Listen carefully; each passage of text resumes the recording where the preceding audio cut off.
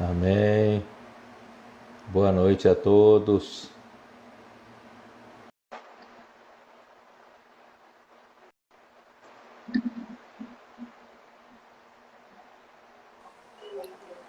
Oi, André Pedro. entrou. Boa Amém. noite. Boa noite. Está aqui minha câmera. Amém. Olá, Olá, vamos saudando os irmãos chegando. a Ana Joguri. Frossá. E Amém. olha, vários irmãos entrando. Amém. Ó, de São Benedito do Sul. Opa, Ele São está pedindo Benedito para do você Sul. visitar. Saudade de vocês. Amém. Amém. Olha só, família Curi entrando em peso. Opa. Amém. Boa noite para quem está Boa desejando boa noite noite a para todos. gente. Amém. Sejam todos muito bem-vindos. Rafael. Oi, Amém. Rafa. Olha o Rafa. Que Senhor legal, que Jesus. legal, Muito bem. que legal. Então, André, vamos já batendo um papo? Vamos? Vamos. Pedro, deixa eu fazer uma pergunta que eu ainda não fiz. Faça, Como que você faça. está se sentindo fazendo essas lives? Como é que está sendo para você trazer esse encargo no meio da semana e falar coisas assim tão importantes para nós? Como que você está se sentindo com essas lives? Eu me sinto muito satisfeito, né? Porque são dois estilos diferentes, né? Quando eu Aham, faço a mensagem na transmissão de domingo à noite, é um estilo, né, de dar aham, mensagem. Inclusive, não foi fácil no início para mim, porque você fazendo uma conferência presencial, você tem os irmãos que respondem, né, é, se captaram ou não captaram, né, a mensagem, o encargo, e você recebe essa reação na hora. Então, existe essa interação. é, Mas quando você transmite, né, por uma câmera, você às vezes não tem essa resposta, né? Então é um pouco difícil até que com o tempo a gente vai se acostumando. E a live me dá essa oportunidade de mais de conversar, dialogar, né? aham. E por isso que pedi a sua ajuda para a gente poder fazer, né, dessa outra natureza, eu acho que fica muito melhor. E assim me dá a oportunidade de falar aquelas coisas entre linhas que eu não consigo Aham. falar numa mensagem, e a gente vai tentando explicar. Eu creio que os irmãos estão gostando, os irmãos estão conseguindo, né, perceber a preciosidade, né, dessas lives né, entendendo as entrelinhas, entendendo os detalhes. Né? É.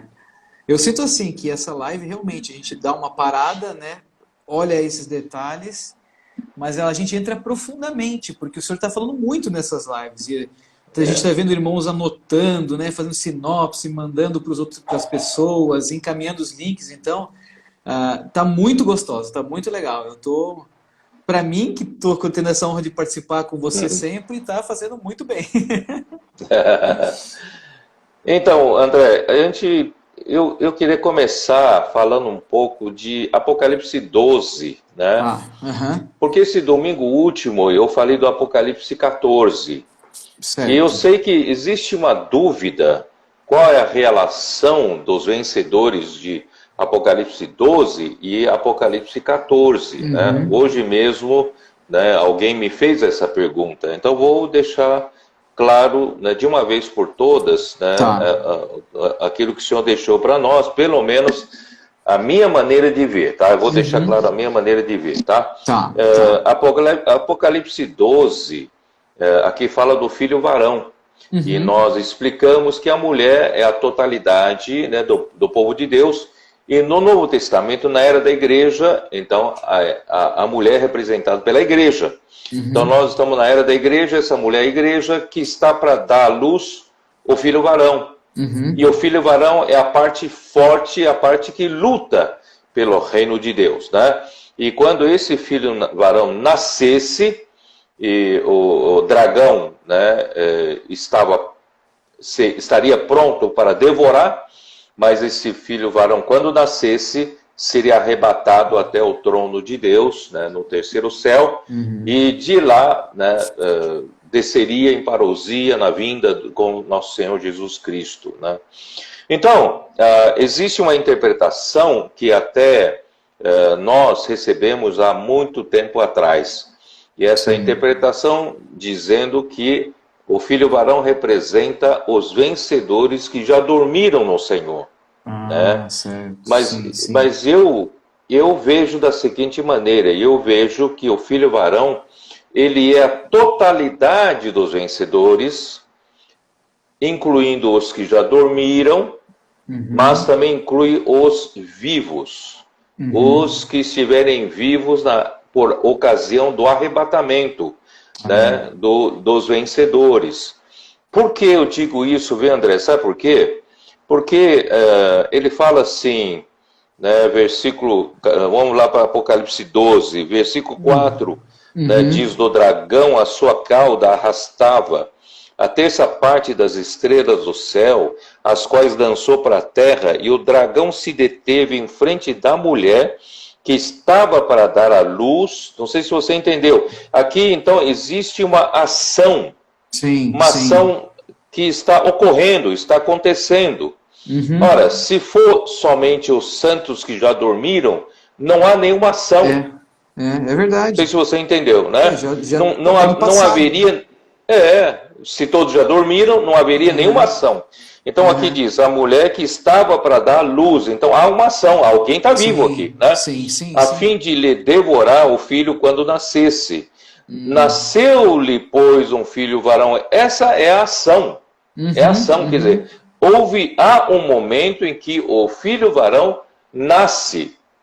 Então se o filho varão é composto por todos que dormiram, então não há uma ação em determinado momento aqui na Terra. Certo?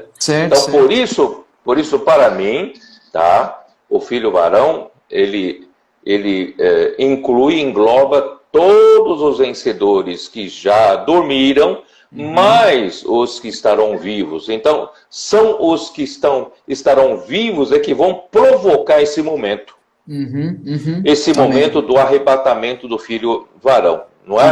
Amém. Tá? Então, uma vez posto isso, eu posso ir para Apocalipse 14, tá? Então, isso é porque hoje mesmo me fizeram essa pergunta, então eu vou deixar claro a minha maneira de ver de uma vez por todas.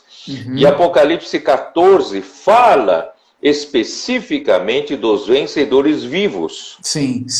Que estão já incluídos em Apocalipse 12, a minha maneira de ver. Tá? Esses que estão em Apocalipse 14, os 144 mil, já estarão incluídos em Apocalipse 12 no filho varão. Só que eles têm uma coisa também especial, uma coisa específica deles, né? Então, primeiro, né, a visão que João viu era o cordeiro em pé, quer dizer, o cordeiro não está mais sentado à direita de Deus.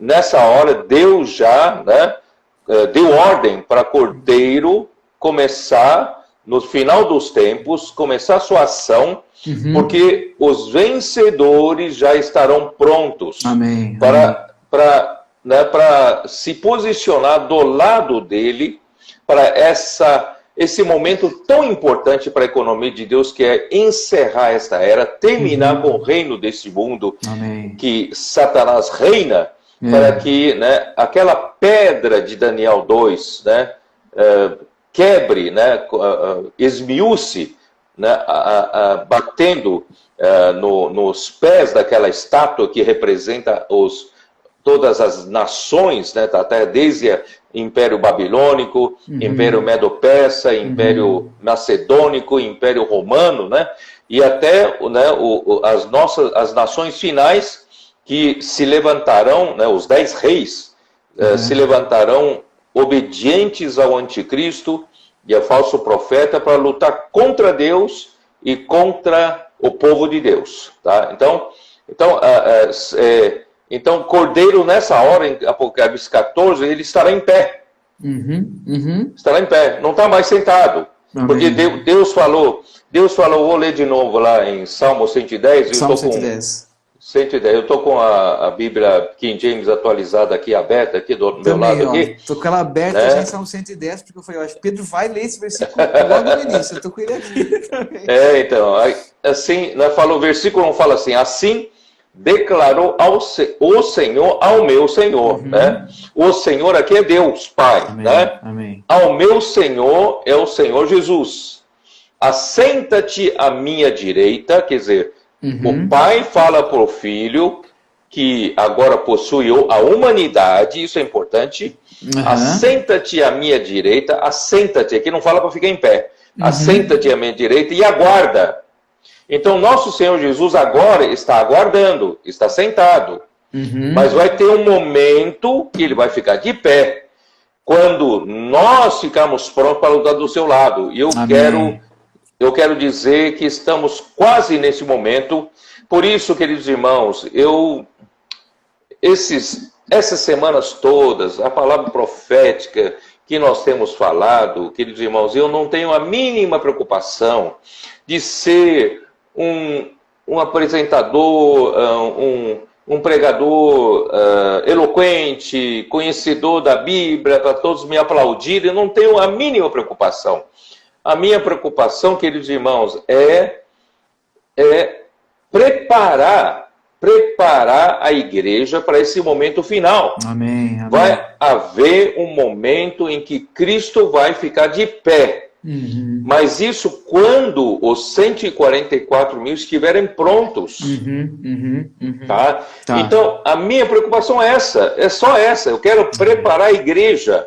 Preparar a igreja dos vencedores para esse momento. Amém. Né? Então, a minha urgência que queima dentro de mim é para dizer para os irmãos, né? Não fiquem mais desapercebidos, despreocupados. Está na hora da gente mudar um pouco a nossa atitude, né, com as coisas do Senhor. Não vamos continuar ainda como nos dias de Noé, né, fazendo tudo normalmente, como se nada estivesse acontecendo, né, casando, dando-se em casamento, vamos nos divertir, né? Não, queridos irmãos, estamos nos momentos finais, então está na hora de Deus preparar você, porque Deus quer incluir você dentre os 144 mil. Amém. Né? Amém. Tá? Muito bom. Então, o Cordeiro estará em pé sobre o Monte Sião. Sim. E o Monte Sião representa a fortaleza de Sião, é aquela parte que luta, a parte forte que luta pelo reino. Amém. Porque nós sabemos que nós todos vivemos nesse mundo, e Jesus disse claramente no Evangelho de João, que esse mundo jaz no maligno. E Satanás, o diabo, ele é o príncipe desse mundo. Sim. Então nós não podemos estar entorpecidos como os da noite. Nós não somos da noite, nós somos do dia. Precisamos acordar, que o Senhor possa nos preparar. Então, o Monte Sião é o filho varão. Quem está no Monte Sião são os que estão no filho, o filho varão é a parte forte, a parte que luta, que luta pelo reino. Né? Não vamos ficar só preocupados, lutar pelo nosso salário, lutar pelo nosso futuro, né? Lutar para criar uma família com muito dinheiro. Né? Tá? Queridos irmãos, está na hora de lutar pelo reino. Amém. Vamos fazer parte do Sião. Esse Cordeiro vai ficar de pé sobre o Monte Sião. E com ele 144 mil, tendo na fronte escrito o seu nome e o nome de seu pai. Amém. Então esses 144 serão totalmente um com o Senhor Jesus. Amém. São seguidores do Cordeiro por onde quer que vá. Amém. E são totalmente um com Deus, o Pai. Né? Então, irmãos, 144 mil. Bom, eu disse aquele dia, você pode consultar o Google, existem os chamados evangélicos, quase 1 bilhão nesse mundo, nesse momento agora, dos vivos, dos que estão vivos, contemporâneos nossos, é quase 1 bilhão de evangélicos. Claro que eu não sei se todos esse 1 bilhão são verdadeiramente regenerados, mas pelo menos um bom número né? E também, além dos evangélicos, mesmo na Igreja Católica, ainda há, né, alguns que são verdadeiramente regenerados pelo Espírito, né? E são filhos de Deus. Então, nós temos que incluir nisso. Então, vamos supor que nós tenhamos em torno de 1 bilhão de filhos de Deus contemporâneos, vivendo junto conosco. 1 bilhão, não é pequeno número, não. Muita é coisa. 1 bilhão, certo? 1 bilhão dá quanto zero, André? Pedro me pegou.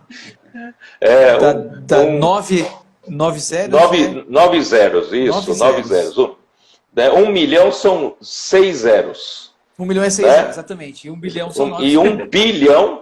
Não, 1 bilhão são 9 zeros, tá certo? 1 bilhão, é isso mesmo. Né? 1 milhão são 6 zeros e 1 bilhão são 9 zeros. Quer dizer, e nós, esses 144 mil, nós falamos de um lado, pode ser simbólico, é um número de completação, da completação na economia eterna de Deus, tal, mas pode também ser um número literal. Né? Pode ser um número literal. E se for um número literal, né, André, essa é a minha preocupação. Então, né, pelo menos na nossa estatística, há mais de 60 mil hoje, né, pelo menos antes da pandemia, 60 mil vivendo a vida da igreja. Tá? E nem todos os que vivem a vida da igreja vão ser vencedores. Vai depender da atitude de cada um. Então, essa é a minha urgência no coração. Né? Eu não gostaria que as minhas palavras, minhas mensagens fossem levadas para o lado de mais uma boa palavra. Eu não estou preocupado em dar boa palavra. As minhas mensagens, eu estou preocupado é colocar essa urgência no coração das pessoas e essas pessoas deixarem as coisas secundárias e colocar como prioridade máxima, né, lutar pelo reino de Deus. Começar a se preparar, amadurecer. Então, esse é o meu encargo. Nós precisamos fazer parte dos 144 mil. Então, se nós temos 62 mil, os que vivem a vida da igreja, antes da pandemia, número 1, nós temos, eu quando falo nós, os cooperadores, os irmãos responsáveis, os irmãos e irmãs que realmente se importam com o Senhor, né, temos a responsabilidade de, se possível, que 100% desses que já vivem a vida da igreja sejam vencedores. E hoje não são. Hoje nem todos estão nessa condição. Mas ainda dá tempo. Vamos ajudar nossos irmãos, né, a ficarem apercebidos disso. Não viver mais uma vida, né, como em rotina, fazendo o que sempre fez. Não. Começar, né, dar atenção para a palavra profética, para ruminar, para crescer, para amadurecer, agradecer ao Senhor pelas provações, para perseverança, resiliência nos sofrimentos, para que o próprio Deus seja sedimentado neles e eles sejam vencedores. Tá? Esse é o número 1. Todos nós precisamos preparar os que já estão vivendo a vida da igreja. Em segundo lugar, André, a minha preocupação é que nós precisamos fazer subir esse número que vive o número de vida da igreja para mim, para pelo menos 120 mil. Alguns podem achar utopia. Alguns podem achar, Pedro tá louco. Mas, irmãos, eu acho que Deus pode pôr a mão Amém. Assim Amém. como nessa pandemia, já há várias pessoas que se manifestaram um desejo de conhecer a igreja. Por quê? Porque estão ouvindo as mensagens Amém. transmitidas Amém. Pelo Instituto Vida para Todos, estão percebendo que na nossa era existe uma palavra profética consistente, Amém. de acordo com a Bíblia, e ela é viva, ela Amém. é nosso Senhor falando nesse momento, nessa hora, nesses dias nossos. Não é uma coisa envelhecida de século atrás. Deus está nos dando palavra hoje. Então, muitas pessoas que ouviram essa palavra perceberam, né, que o Senhor de fato está falando com a sua igreja. Sim, e sim. essa palavra compungiu-lhes o coração. E algumas dessas pessoas estão pedindo contato. Amém. Eles querem, perguntam-se na cidade deles tem igreja, eles querem viver a vida da igreja. Então, eu acredito, isso não só pelo Instituto Vida para Todos, mas os nossos comportores estão distribuindo, fazendo comportagem, né? Hoje o número está mais de 9.000 livros por dia. Por dia. Amém. Isso dá mais de 2 milhões de livros por ano.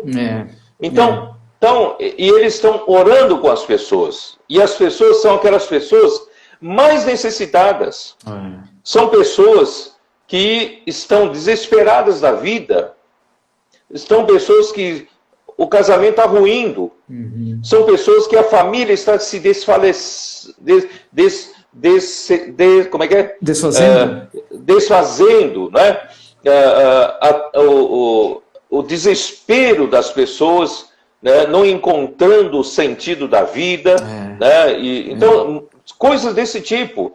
Então, os nossos comportores são enviados de Deus, são sacerdotes de Deus, enviados de Deus para apacentar esse povo com uma oração. Amém. Posso orar por você?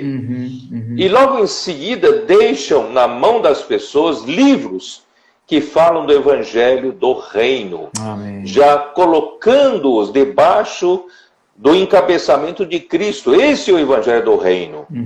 Então, e muitas dessas pessoas alcançadas pela comportagem dinâmica também estão escrevendo para nós, querendo viver a vida da igreja. No meu próprio Facebook e no Facebook do Ezra, Facebook dos irmãos, tem recebido também, das igrejas, tem recebido muitos pedidos de pessoas que querem viver a vida da igreja. O meu Facebook, já coloquei vários irmãos em contato com as igrejas, já estão vivendo a vida da igreja. Amém, que bom. E também o Avança Jovem está fazendo esse trabalho muito bem. Muitos jovens estão querendo viver a vida da igreja.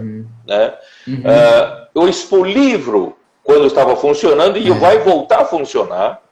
Entendeu? Amém, e a própria igreja de cada cidade está criando uma rede de cuidado, e essa rede de cuidado está alcançando muitas pessoas. Amém. Então, eu acredito que a pandemia foi usada por Deus como instrumento para despertar muitas pessoas e para conhecer a palavra profética. E elas descobriram onde está a palavra profética, entendeu? Então, não é difícil, queridos irmãos. E eu acho que nós podemos chegar perto de 120 mil, pelo menos entre nós. Amém. Aí, mas você vai falar, são 144 mil. Tá bom, mas esses demais 24 mil são espalhados em várias outras tribos. Eu acredito que nessas tribos tem vencedores. Tá? E principalmente eu acredito que tem alguns que estão ouvindo, acompanhando a nossa palavra. Né? Eles preferiram continuar lá para apacentar os que estão lá. Tá? Não tem mínimo problema com isso. Né? Então, assim, graças ao Senhor, irmãos, eu acredito que nós estamos perto, muito perto, de alcançarmos os 144 mil vencedores vivos quando o Senhor voltar. Né, André? Essa é a minha... Eu precisava descarregar esse encargo primeiro. Né? Muito bom. Muito bom. Aí, ficou bem claro. Ficou bem claro, claro, né? Ficou. Tá. Então aí nós precisamos atentar para uma coisa. quando é que esse grupo de vencedores estará pronto para cooperar com Cristo, que Deus vai mandar, em determinado momento, Deus vai mandar ele ficar de pé sobre o Monte Sião, né? Então, eu creio que logo, logo, depende de nós, né? Nós precisamos estar preparando-nos. Então, ainda vou ter que usar Efésios 5, vamos dar uma olhada no Efésios 5.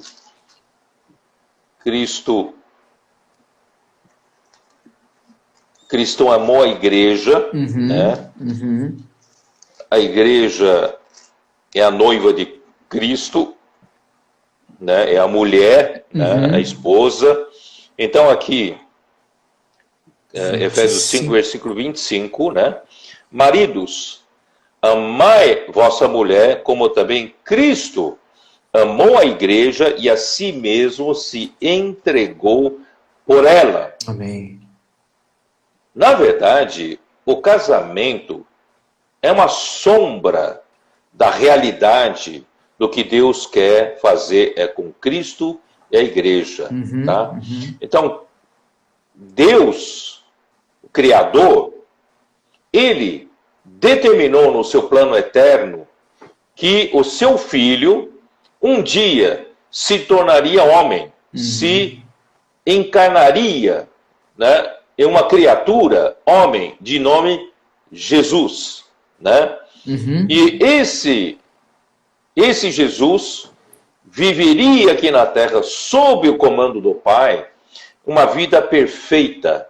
E no fim, ele se sacrificaria, se entregaria a sua vida para salvar o homem, para redimir o homem dos seus pecados. Amém, amém. E a finalidade de tudo isso é que Deus Pai quer conseguir uma esposa para o seu filho. O seu filho era Deus, Criador, não tinha humanidade, mas com a encarnação adquiriu humanidade e morreu pelo homem e resgatou o homem para Deus. Amém. E ele então, em ressurreição, ele se tornou o filho primogênito de Deus como homem. Amém. Porque como Deus, ele já era o filho unigênito que estava no seio do Pai. Então, como homem, ele se tornou o filho primogênito de Deus. Para quê? Para através dele, Deus poder gerar muitos irmãos dele. Muitos outros filhos. Amém. Então, nós todos, quando cremos no Senhor Jesus, nós cremos na sua obra redentora. Quando cremos, Deus, então, perdoou nossos pecados quando confessamos nossos pecados. Amém. E quando confessamos com a nossa boca que Jesus Cristo é o nosso Senhor, nós, então, fomos regenerados e foi nos dado o poder de sermos feitos filhos de Deus. Amém. A saber, aos que crerem no seu nome. Amém. Então, nós nos tornamos filhos de Deus. Então, nós, além da vida do homem, que é uma criatura, nós recebemos uma vida do Deus Criador. Amém. Amém. Dentro de nós, né? Então, o que acontece? Aí, então, Deus hoje, quando eu falo nós a igreja. Então, Deus está preparando a sua igreja para poder se unir a Cristo como sua esposa. Amém. Amém. Então, Cristo já fez esse trabalho. Ele morreu, se entregou pela igreja, tá? Esse versículo 25. Sim. Para quê? Existe uma finalidade. Ele morreu pela igreja. Amém. Para quê? Para que a santificasse, tendo-a purificado por meio da lavagem de água pela palavra. Então, o objetivo de Deus, né, resgatar a igreja, entregando sua vida pela igreja, é para santificar a igreja. Amém. Porque, embora nós, pela regeneração, nós ganhamos a vida de Deus, a vida santa de Deus. Só que essa vida santa de Deus, André, entrou em nosso espírito, Sim, que sim. também foi santificado no momento que nós recebemos a Cristo. Amém. Mas a nossa alma, André, ainda precisa de santificação. A nossa alma, no momento da nossa conversão, a nossa alma ainda estava um tanto natural, quer dizer, um tanto como a gente vivia. Né? A gente ainda vivia pensando nas besteiras, pensando na vaidade dos pensamentos, não é isso? Ainda muitos pensamentos vãos, pensamentos até pecaminosos. Mas Deus quer santificar-nos, principalmente santificar a alma. Ganhar a nossa alma, saturar a nossa alma com a vida santa de Deus, com a natureza santa de Deus, né? Para que a santificasse por meio da lavagem de água pela palavra. Então, a palavra constitui um elemento chave. No princípio era a palavra. A palavra era Deus, a palavra estava com Deus e a palavra era Deus. E a palavra se fez carne e habitou entre nós, cheia de graça e de verdade. E vimos a sua glória como glória do unigênito do Pai. Isso está em 1 João, né, capítulo 14, versículo 14. Então, a palavra foi importante na criação, a palavra foi importante na nossa regeneração, salvação, e a palavra também é importante na nossa santificação. Amém. Amém. Por isso que todos os dias Deus nos dá a palavra. Tem um alimento diário, tem a leitura da Bíblia, tem as reuniões, tem as comunhões, não é isso? Tem a palavra profética. Isso tudo vem nos lavar. Lavar. Então, porque nós ainda temos muitas impurezas de alma. Deus precisa lavar, né, até sair toda a impureza. Graças ao Senhor pela lavagem de água pela palavra. Por quê? Para apresentar a si mesmo igreja gloriosa, sem mácula, nem ruga. Deus quer apresentar, fazer Cristo apresentar a Cristo uma igreja sem mácula e nem ruga. Sem mácula, porque a palavra lavou toda a mácula. Ruga é porque a palavra também renovou a nossa mente. Por isso, em Salmo 110, versículo 3, fala de exércitos de jovens santos. Esses exércitos de jovens santos não são apenas jovens de idade, mas que o Senhor precisa de muitos jovens de idade. Mas são todos os santos que permitiram o Senhor nos lavar, né, com água, né, água da palavra. E aí vai tirando nossa ruga, a nossa velhice, a nossa religiosidade, não é isso? Aquela coisa, né, não sei como dizer, enrustida em nós, aquela velhice em nós, e é difícil o Senhor tirar, graças a Deus, que Romanos 12, 2, o Senhor está nos renovando, transformando pela renovação da nossa mente, né? E nem ruga e nem coisa semelhante, porém santa e sem defeito. Assim como os maridos devem amar a sua mulher, como ao próprio corpo. Quem ama a esposa a si mesmo se ama. Né? O homem, ele ama demais a ele mesmo.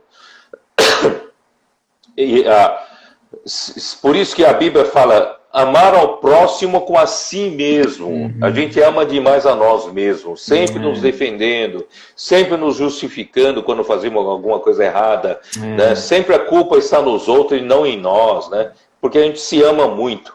Mas, irmão, se a gente puder amar a mulher como a nós mesmos, então chegou no ponto bom, tá? Versículo 29. Porque ninguém jamais odiou a própria carne, antes a alimenta e dela cuida, como também Cristo faz com a igreja. Então, Cristo está alimentando a igreja e cuida da igreja. Né? Não é só trazer comida para casa. Também tem outras necessidades que precisam de cuidado. E nosso Senhor Jesus, ele é muito bom marido. Ele sabe trazer comida para casa, ele alimenta a sua igreja, palavra na hora certa, ele também cuida das nossas necessidades, quando passamos por tribulações, quando passamos por situações difíceis, ele cuida da gente, ele é o pastor das nossas almas, não é isso? Então, isso tudo é para poder apresentar, né, a ele uma igreja gloriosa. Já pensou? Uma igreja gloriosa. Mas onde eu quero chegar é no versículo 31. Eis porque deixará o homem a seu pai e a sua mulher e se unirá à sua mulher. Irmãos, essa palavra unir é muito importante. E se unirá à sua mulher e se tornarão os dois uma só carne. Né?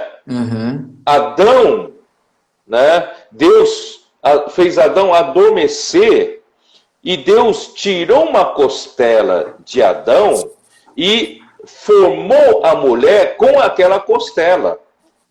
Então a mulher saiu do homem.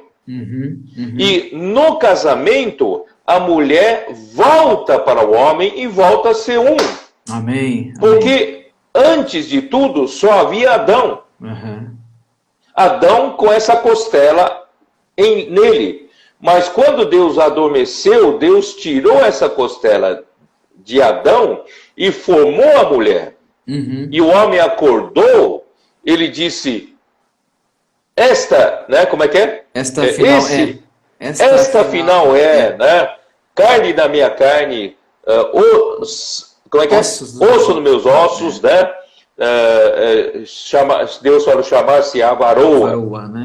Né? Muito bem. Então a mulher saiu do homem e quando a mulher se casa, volta para o homem, volta para aquela unidade inicial. Não sei se você entendeu. Uma unidade inicial. Então, mas isso é sombra. Isso é sombra para revelar a realidade. Qual é a realidade? Aí, versículo 32. Grande é esse mistério, mas eu me refiro a Cristo e à igreja. Quer dizer, o que Deus queria mostrar é de que a Eva saiu de Adão e quando os dois se casarem, a Eva estaria voltando para Adão. E os dois, então, voltam a ser uma unidade só. Então, quando Cristo morreu na cruz, isso é equivalente a Deus fazer Adão adormecer. Quando Cristo morreu na cruz, Deus então tomou uma costela de Cristo e formou uma mulher que é a igreja. Então, quando Cristo adormeceu, quando Cristo morreu na cruz, Deus então fez Cristo produzir a igreja. Então, a igreja saiu de Cristo. E quando em Apocalipse 19, aquelas bodas do Cordeiro, aquela união da igreja com Cristo, é a igreja voltando a Cristo e se tornando um só com Cristo. É isso que Deus quer fazer. Mas como a igreja pode ser um com Cristo se a igreja hoje ainda está cheia de mácula? Ainda está cheia de ruga, ainda está cheia de velhice. Ainda nós estamos no velho homem, né? Nós não vivemos totalmente na verdade, às vezes vivemos na mentira. Né? Então, o que tem que fazer? Temos que nos preparar rapidamente. Nos preparar rapidamente. Os 144 mil, esse número está nos esperando. Né? Então, queridos irmãos, não há tempo a perder. Vamos todo dia receber a palavra de Deus que nos alimenta, que o Senhor cuida de nós. E essa palavra nos lava, essa palavra nos santifica, tira toda a velhice, tira toda a impureza, não é isso? Vamos nos preparar, queridos irmãos, né? E vamos ajudar os outros irmãos, o nosso vizinho, as pessoas que estão à nossa volta, também a receberem essa palavra, né? Sejam santificadas e sejam, né, trabalhadas até se tornarem sem rugas, sim, e sem mácula, né? Para Cristo poder logo apresentar a si mesmo, amém, uma igreja gloriosa. Amém, amém. Né? Então essa união do marido e mulher é uma sombra. Tá? Em 1 Coríntios 6, 17, André, 1 Coríntios 6, 17, 16 ele fala uma coisa não muito legal, certo? Tá? Ele fala assim: ou não sabeis que o homem que se une à prostituta forma um só corpo com ela? Como se diz, serão os dois uma só carne. Na verdade, Paulo se referia a um casamento legítimo. Deus falou, né? Deixará o homem a seu pai e a sua mãe e se unirá à sua mulher, tornando os dois uma só carne, um só corpo. Né? E mais assim, se você descuidar e você sair fora do casamento e cometer uma fornicação, você se unir a outra mulher, você acaba sendo uma só carne com aquela mulher que não é sua esposa. Então isso é muito perigoso, isso é muito sério diante do Senhor. É por isso que quando o povo de Israel tinha outros deuses, adoravam outros deuses, e Deus, né, classificava aquilo como uma prostituição espiritual. A idolatria é uma prostituição espiritual, não é? Então, por isso que no versículo 17 fala assim: mas aquele que se une ao Senhor é um espírito com ele. Esse se unir já é o princípio do casamento. O princípio do casamento. Então, André, o que acontece? Então, hoje, ainda oficialmente, não chegamos em Apocalipse 19, o momento do casamento de Cristo com a igreja. Ainda não chegamos lá. Mas nós devemos, já hoje, nos aproximarmos dessa realidade. Quanto mais nós nos aproximamos dessa realidade para poder unir-se a Cristo, mais estamos perto das bodas do Cordeiro, do casamento. Então, o que tem que fazer primeiro, André? Temos que aprender a viver no Espírito. A nos unir com o Senhor, sendo um só Espírito. Quer dizer, nós não temos mais a nossa liberdade. Nós somos um com o Senhor, que é a nossa cabeça, né? E Ele é quem domina, Ele quem guia, Ele quem manda. E nós somos um espírito com Ele, Ele é o meu marido. Você entendeu? Sim. E aí, que, né, como o meu tempo também já está correndo, né? Então, é por isso que no domingo passado, eu falei uma coisa: nós precisamos ser práticos com isso, né? Um só espírito com o Senhor, de certa forma, ainda não é tão difícil, porque ainda dá para a gente enganar um pouco. Eu vivo no Espírito, viu? Eu sou um com o Senhor no Espírito, mas ainda dá para enganar as pessoas. Mas, como nós não só temos o Espírito, nós ainda temos a nossa alma.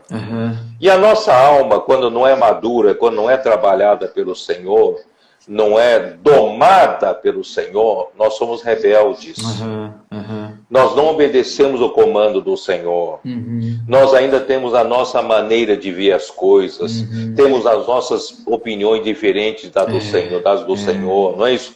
Nós ainda temos muita liberdade de ir e vir. Então nós, né, temos muita divergência com o marido. E Deus está querendo trabalhar para que nós cada vez menos divergência tenhamos com o marido, né? Então, para isso, nós precisamos ser, não só dizer que nós somos um no Espírito com o Senhor, nós precisamos aprender a ser um só na alma. Senhor, amém. Isso é muito difícil. Então, como fazer isso? Em primeiro lugar, nós aprendemos a ser um de alma com quem representa o Senhor. Amém, amém. Em todas as épocas, Deus, né, tem alguém que ele usa aqui na terra como canal para ele profetizar, para ele falar, e esse canal representa ele. E se você ouvir esse canal, obedecer esse canal, você estará ouvindo o próprio Deus. Amém. E você recebe a bênção e as coisas acontecem com você. Amém. Quando Jesus estava na terra, os judeus não conseguiram ver nele um canal de Deus. Os judeus que conviviam com ele falavam, nós conhecemos os seus pais, nós conhecemos seus irmãos, suas irmãs, né, vivem aqui entre nós, então consegue apenas ver o homem como na maneira do homem. Mas a gente precisa aprender a ver a maneira de Deus. Amém. Jesus aqui na terra era o canal de Deus. As suas palavras eram palavras de Deus. Sim, sim. E quem a cria, quem cresce na palavra de Jesus, era salvo. Quem cresce na palavra de Jesus, essa palavra seria poderosa. Amém. Na vida daquela pessoa que crê. Né? Então, por isso que ele disse em João 6, né? E a obra de Deus é esta, que creiais naquele que por ele foi enviado. Amém. Amém. Jesus foi enviado por Deus, Pai. Se os judeus crescem nisso, crescem na palavra que Jesus falava, que eram palavra de Deus, os judeus seriam muito beneficiados. Iriam receber a salvação eterna e iriam ser guiados pelo Espírito de Deus, mas eles rejeitaram.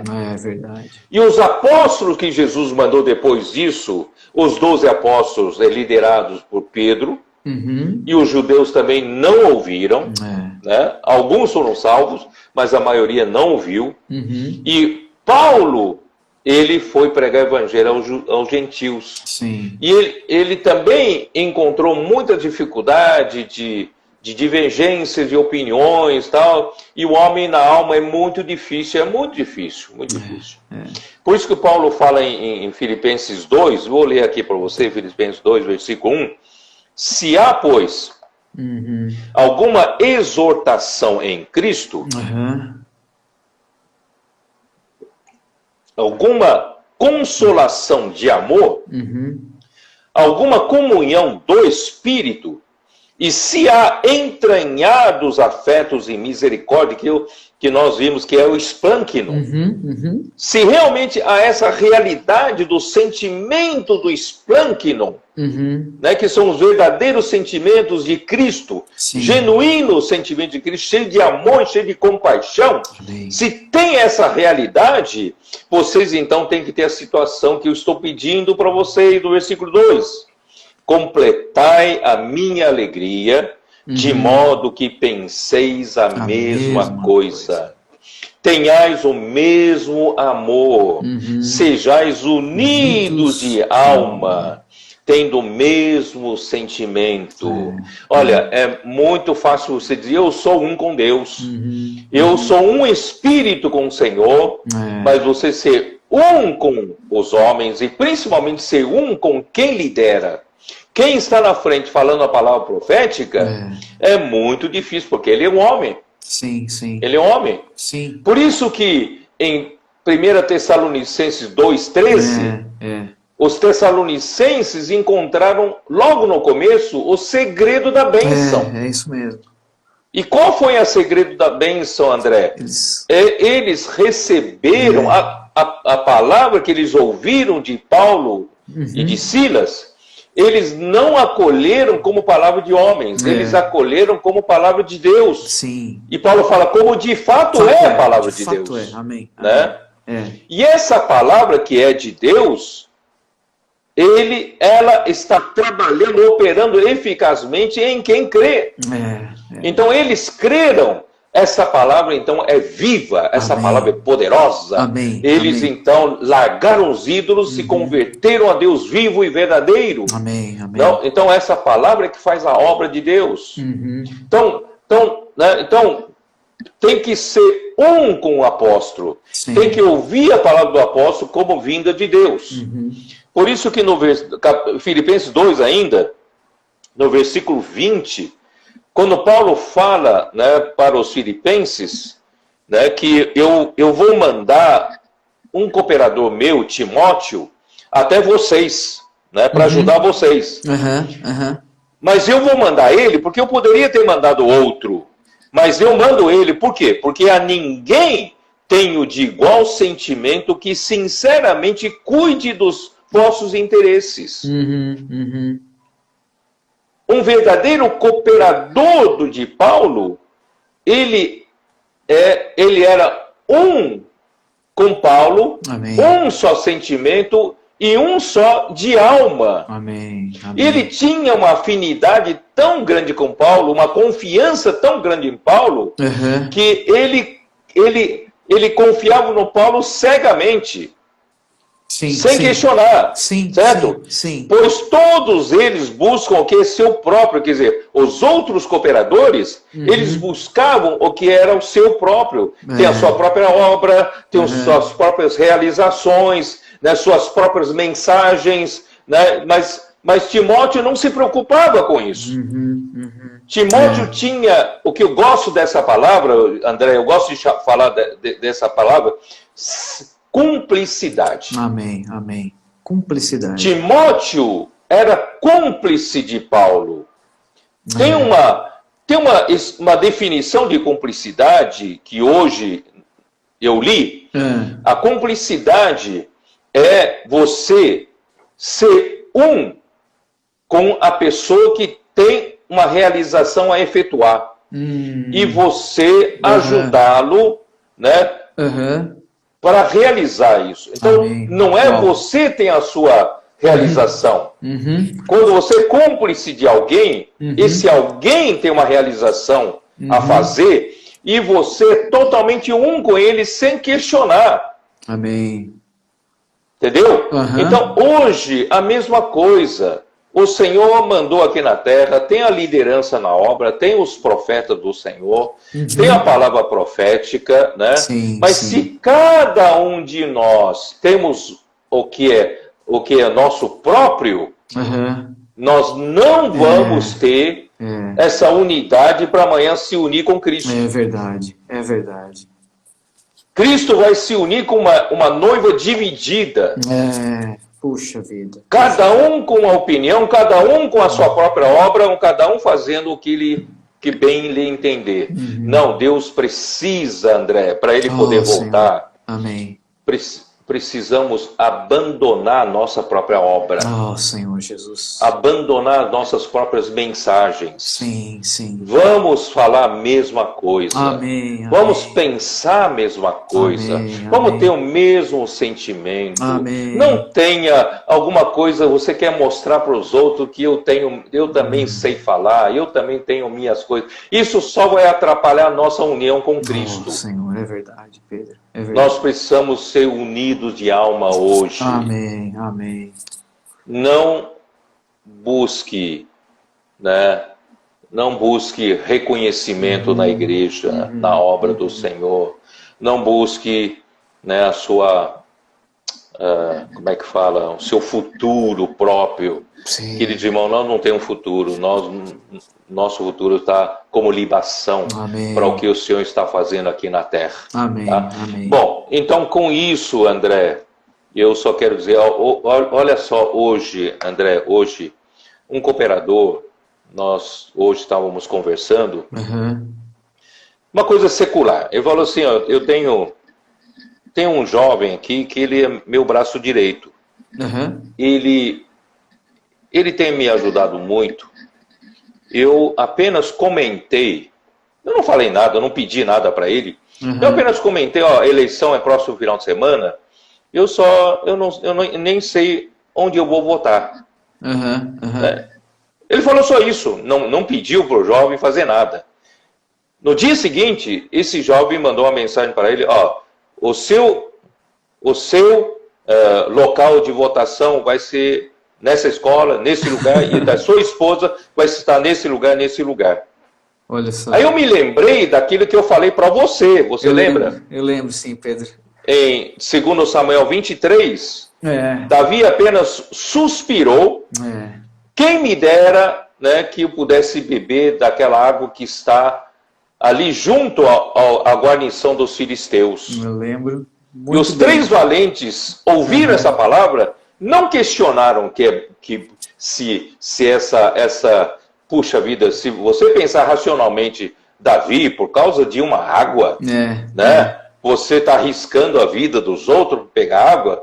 Né? Na verdade, Davi nem pensou nisso. Então, eles não questionaram, foram buscar e Deus os abençoou. Né? E trouxeram água e Davi nem quis beber e ofereceu por libação para Deus. Então, eu quero dizer assim, já pensou se nós aqui, na igreja, cada vez mais aperfeiçoasse a nossa unidade de alma e a nossa cumplicidade, né? Todos os irmãos reconhecessem a liderança e nós todos sermos um com a liderança, porque essa liderança não é do homem, essa liderança é de Cristo Jesus. Então, versículo 21, é de Cristo Jesus. É de Cristo, amém, amém.